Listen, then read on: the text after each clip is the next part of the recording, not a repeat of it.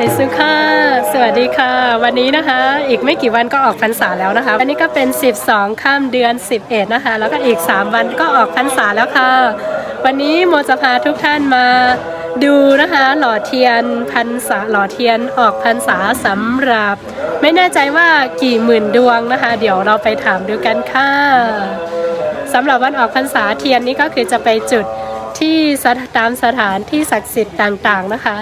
งั้นเราไปดูกันเลยค่ะว่าชาวบ้านตอนนี้กำลังมาทำอยู่นะคะอ๋อค่ะไม่ได้ค่ะเดี๋ยวอันกูก็มาโดยที่เปิดเฮ็ดเต้นเหงเนี่ยค่ะเนาะไปหนาว่าเตเฮ็ดตาลายเหมือนได้ก็ทำไปหู้นังกันค่ะว่าเช่นนั้นถ้าอ่อนกันกว่าทำด้วยจ้ำกันค่ะเนาะงั้นไปกันเลยค่ะที่เรามาดูนะคะก็คือที่วัดหนองจ้องกลางนะคะวัดจ้องกลางน้ำรันค่ะเพราะค่ะเขาค่ะได้มาโดยเปิดเฮ็ดเต้นเหงตีจ้องกลางตีน้ำรันเลยค่ะเนี่ยมาเรียกบรรดาติพันไซค่ะเนาะตอนนี้ก็กำลังทำไส้เทียนอยู่นะคะเฮ็ดคาลามเบน้องค่ะค่ะหยอกค่ะแกลูกตีไรมากค่ะอ๋อลูกปังให้มาอ๋อปังให้เตมาหลายๆก็ค่ะเนาะเตมาหลายปอกค่ะเนาะอ๋อใช่อ๋อเป็นใจกันเฮ็ดไหนกูปีค่ะเจ้าครับอ๋อที่เขาบอกว่าที่นี่นะคะจะช่วยกันทุกปีเลยนะคะจะมาจากหลายๆเขตเลยค่ะที่มาจากน้ำรันนะคะตอนนี้ก็กำลังเรียงถ้วยไม่แน่ใจว่าถ้วยประทิปเหรอไม่แน่ใจว่าเรียกอะไรนะคะภาษาไทยนี่มีสาวสวยๆด้วยนะคะไปซุ้มค่ะลูกดีไรมากค่ะลูกอ๋อวันอะไรค่ะเอาปอกหมังโมหิงได้ค่ะเนาะฮัลโหลมาเดี๋ยวเจ้าค่ะย่อนี่นะคะที่เขาบอกว่ามาจากเขตหมักมงหิงก็คือใกล้ๆกับเราเองค่ะนี่น้องเขากำลังเรียงแล้วก็พี่ข้างในก็กำลังพันนะคะสวยงาม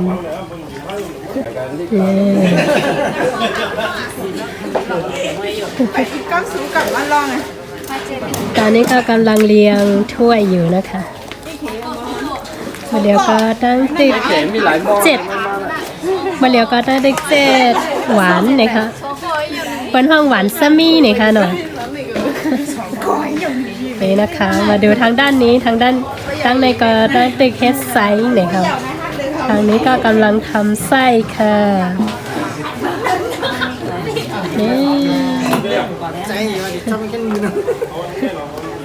พี่เลนเตเฮ็ดตากาเฮค่ะเฮ็ดตาโฮเฮงค่ะเฮ็ดตาโฮเฮงโอ้กูปีได้เฮาเฮ็ด10,000ค่ะอ๋อโลปีนั้นได้วายยอกาโควิดยอดแล้วค่ะก็จะเฮ็ดโฮเฮงเลยอ๋อนี่คือพี่เหลินเพื่อนของพี่แสงนะคะพี่เหลินบอกว่าจะทำสำหรับ 6,000 ดวงปกติทุกปีจะทำ10,000 ดวงนะคะแต่ว่าปีนี้ทำแค่ 6,000 ดวงไม่แน่ใจว่าหลังโควิดนะคะจะคนใจเยอะไหมอะไรคนเตกัดใต้ที่ไรละลายค่ะพี่เหลินใต้ที่กองมูหนามเมืองค่ะกองมูหนามเมืองและที่จ้องกลางก็ยอดติดเพกับ1จ้อง1เหง1เหงมี3จ้องค่ะอ๋อจ้องไรละลายค่ะเนาะจ้องหลงจ้องกลางแหจ้องซ่านแหค่ะก็ยอดที่เดี๋ยวนั่นเดี๋ยวใต้ที่กองมูฝึกหมดกองมูปักเปียกคนนั้นมาเฮ็ดนะคะลูกคนนั้นมาเฮ็ดในมากูปอกให้นั่นค่ะกูปอกค่ะอ่อนยิ่งซ้ายเป็นน้ำรันน้ำมันอ๋อว้าวนี่นะคะที่เขาบอกว่าจะทำสำหรับ 6,000 ดวงนะคะปกติทุกปีจะทำ10,000 ดวงนะคะแล้วก็ปีนี้จะทำแค่ 6,000 นะคะแล้วก็จะทำสำหรับ3วัดนะคะก็คือวัดเกี้ยงกลางเกี้ยงหลงแล้วก็เกี้ยงจานนะคะ3วัดแล้วก็นอกนั้นก็จะจุดที่เจดีทั้งหมดเลยโอ้น่าตื่นเต้นมากเดี๋ยววันออกพรรษาเรามาดูอีกทีค่ะนี่ค่ะก็มีสาวสวยๆด้วยทำมุกพันนะฮะทำมุกพันวะนี่นะคะหมอเฮียเดี๋ยวหาน้อง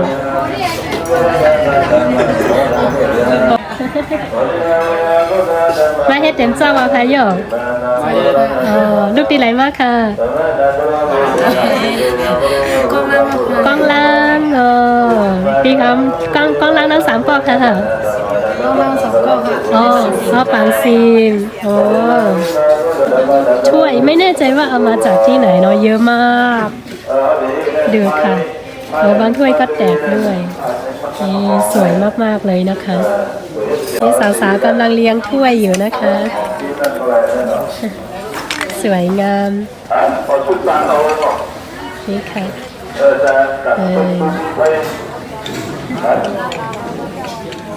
ป้ากบกันค่ะล่ะลูกตีไรมากค่ะตีไรค่ะก็กอกหมาโมหิงทั้ง2 กอกค่ะอ๋อ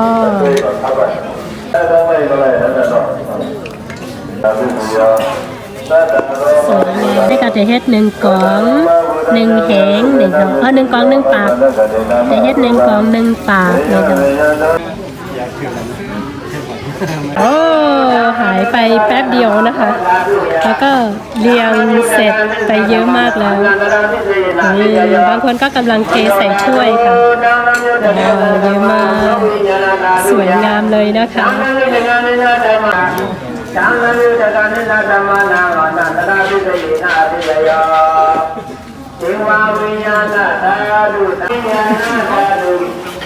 อันในเปิดเอาอย่างล่อค่ะเนาะน้ำมันเนี่ยขี้ผึ้งค่ะเนาะในนี้นะคะก็จะมีน้ำมันกับขี้ผึ้งนะคะหุงเยี่ยวค่ะในเนาะก็คือหุงเรียบร้อยแล้วก็จะไปเทใส่ถ้วยค่ะอันนี้หนุ่มๆกำลังช่วยกันทำไส้เทียนนะคะมาเร็วมาเขาเต้นติ๊กเฮ็ดใส่เต้นเลยค่ะคนก้อนใต้ห้องว่าตินกาเนี่ยค่ะภาษาไทยใหญ่เรียกว่าตินกานะคะตินกาอะไรประมาณนี้เพราะว่าคล้ายๆตินกานั่นเองค่ะอันนี้สาวๆก็ช่วยกันเทน้ำมันใส่ถ้วยนะคะมาแล้วก็ได้ติดใจกันเอาน้ำมัน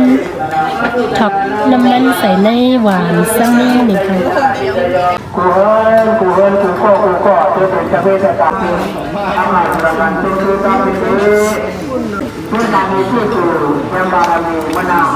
อันนี้แบบมีสีค่ะน้องแล้ว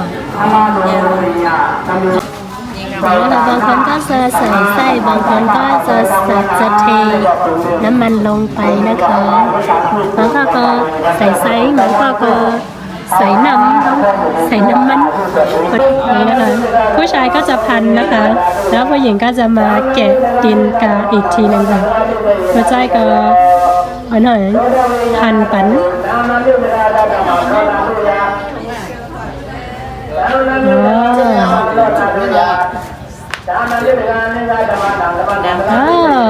ได้แล้วจอมค่ะ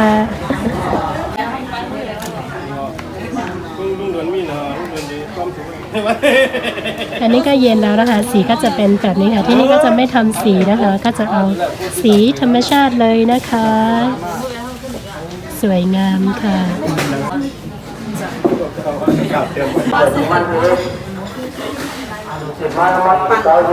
เดี๋ยวเรามาถามประวัติกับพี่เลินนะคะเอาค่ะเดี๋ยวมาถามโดยปืนลองเต้นหน่อยค่ะเนาะเอาค่ะพี่เลินลาดปันพองค่ะเขาดังหว่าชามเดินพระเป็นเจ้าเมื่อกับกลุ่มแม่เจ้าที่เมืองผีเขาดังหว่าชามเดินนะเขาดังเดินชีเป็นมวลกลางขึ้นเมืองว่างนั่นติขึ้นจอดลงมาเมืองโกนนะครับ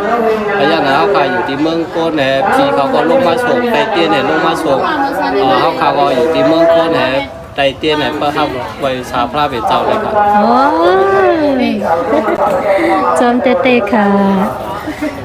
มีไหนกันคะพี่เลินจอมค่ะพี่เลินแล้วก็ที่พี่เขาบอกไปเมื่อกี้นะคะหมอจะมาแปลให้เป็นภาษาไทยพี่เขาบอกว่า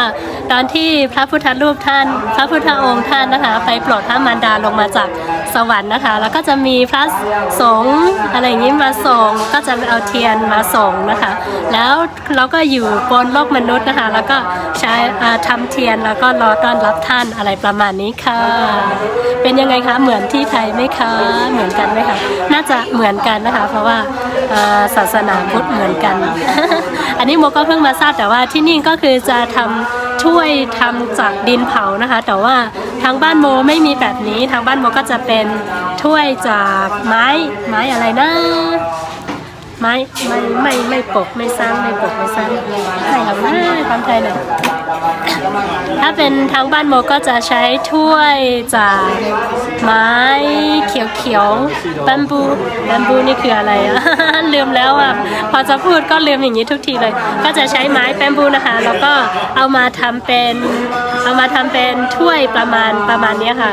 แล้วก็จะไว้สำหรับปักหลักแล้วก็จะใส่ในถ้วยนะคะแล้วก็จะเอาไปที่เจ้าเมืองหรือที่วัดต่างๆนะคะแล้วก็ตอนที่เราไปถวายที่วัดแล้วก็จะปักลงไปเรื่อยๆนะคะก็จะประมาณนี้ค่ะแต่ว่าที่น้ำรันนะคะไม่แน่ใจว่าจะเป็นแบบไหนเดี๋ยวเรามารอดูกันอีกทีนึงค่ะเดี๋ยวเรามาลองทำดูแต่ว่าพันไม่เป็นถ้าแก่ทำได้ค่ะพันแดมหมอก็หนาว่าพอลิดกินกลางได้แบบเป็นไรอันเมื่อกี้ใครเห็นไหลค่ะนั่นเองไหลค่ะเราจะได้จุดน้ำมันเองค่ะนี่ได้แล้วทำได้อยู่นะดูเขาแค่ครั้งเดียวก็ทำได้แล้วถือว่าเก่งนะเนี่ยมาดูวิธีพันเชือกพันไส้เทียนนะคะมาโดยลายพันใส่เต้นเลยค่ะ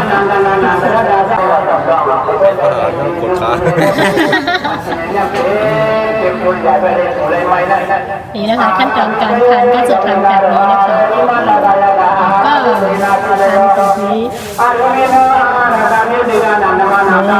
โอ้แค่นี้เองแล้วก็มาพันอีกทีหนึ่งอ๋อว้าว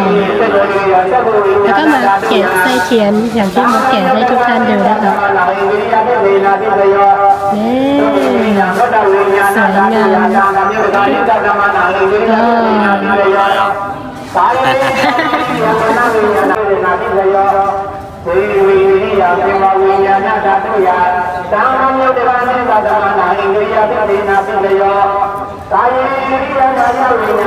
พันกำเลยค่ะเนาะพันความไทยทำมาพันว่ะความไทยทำมาพัน ตอนนี้เพิ่งจะเสร็จไปยังไม่ถึงพันเลยนะคะต่ำไปถึงเองค่ะแล้วก็กำลังทำเรื่อยๆค่ะเยอะจริงๆพี่กองกว่ามาเฮ็ดเนี่ยทำเฮ็ดจะเหงือห้องก้นค่ะล่ะช้อนนี่ได้ข้าวไหมคนหนุ่มได้นำรันได้นะว้าวกันมากทำไรลาดว่าเพื่อนนั่นเพื่อนในมาเนี่ยค่ะดอกอันนี้นะคะใครที่อยากจะมาพันไส้เทียนนะคะก็คือจะเรียกที่เป็นครูสอนภาษาไทยใหญ่ในฤดูร้อนนะคะแล้วก็เรียกนักเรียนอะไรแล้วก็เป็นที่เป็นครูด้วยกันมาด้วยกันนะคะแล้วก็มาช่วยกันค่ะก็เลยไม่ต้องบอกเลยนะคะว่าบ้านนี้ต้องมานะอะไรอย่างนี้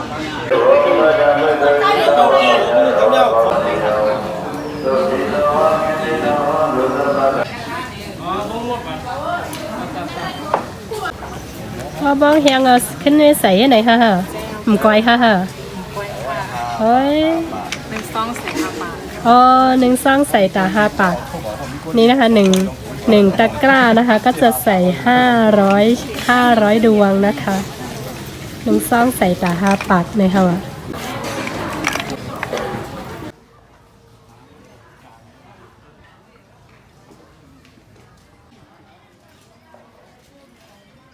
ตัวสาวมาผู้สวยเนี่ยมาแก้ดำไปตั้งก่อนนะตั้งก่อนว่านั่นเมื่อทาอันตั้งอะค่ะ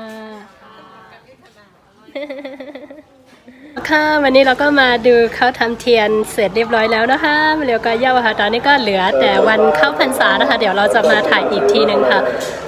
พราะว่าวันออกว่าเขาถ่ายมาป้อแทงกล้ามหนึ่งเลยค่ะเนาะตอนนี้คือรู้สึกตื่นเต้นมากๆแค่ได้ยินเขาเล่าเรื่องมาก็ใจ แบบว่าโมยังไม่ได้เข้าออกพรรษาที่น้ำรันเลยนะคะ ก็คือมาปีแรกแต่ว่าเป็นโควิดซะก่อนก็เลยไม่ได้จัดงานใหญ่โตแบบนี้เดี๋ยวปีนี้มีอะไรน่าตื่นเต้นแน่นอนค่ะงั้นก็อย่าลืมรอติดตามด้วยนะคะโอเคเพราะฉะนั้นก็อย่าลืมไปบันแห้งหน่อยค่ะเนาะไปเตยปอยออกหวาตีน้ำรันหน่อยค่ะเพราะฉะนั้นก็วิดีโอในก็เตยย้อนปอกันได้กันนะคะวิดีโอนี้ก็จะขอจบเพียงเท่านี้นะคะเจอกันใหม่ในคลิปวิดีโอหน้าค่ะไปซุ่งค่ะสวัสดีค่ะ